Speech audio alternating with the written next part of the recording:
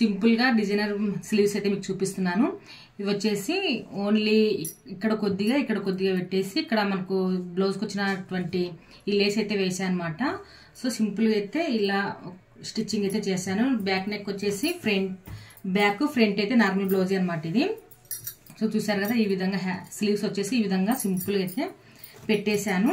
చాలా బాగుందండి ఓవరాల్ గా అయితే లుక్. సో ఈ బ్లౌజ్ అయిపోయిన తర్వాత ఈ ప్రిన్స్ కట్ బ్లౌజ్ అయితే చూపిస్తున్నా. ఈ ప్రిన్స్ కట్ బ్లౌజ్ వచ్చేసి మొత్తం ప్రిన్స్ కట్ అండి. Back boat neck prince cut with boat neck అనమాట ఇది బ్లౌజ్. స్లీవ్స్ వచ్చేసరికి ఇట్లా పఫ్ అయితే పెట్టాను అనమాట. సింపుల్ గా ఉంది. పఫ్ కూడా ఎక్కువ లేసేటట్టుగా లేకుండా ఇట్లా సింపుల్ గా పెట్టేసాను అనమాట. సో ఇది ప్రిన్స్ కట్ బ్లౌజ్ అనమాట. బ్యాక్ వచ్చేసరికి ఇలా హోల్ అయితే పెట్టేసాను అనమాట ఈ విధంగా.